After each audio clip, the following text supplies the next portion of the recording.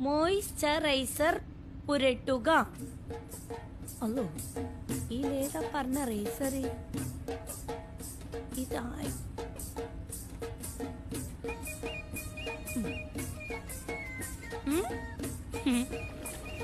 ഇനി ഫൗണ്ടേഷൻ ഇടുക. ഫൗണ്ടേഷൻ ഏട്ടാടണ്ടേ? ഇതേതാ?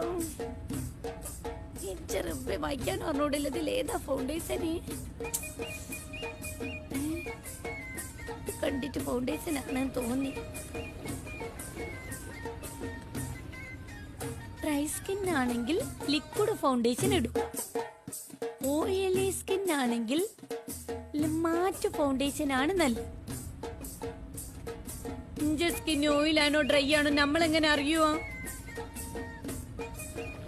ഫൗണ്ടേഷൻ ഇടുന്നതിന് മുമ്പ് ബേസ് ഇടുന്നത് നല്ലത്.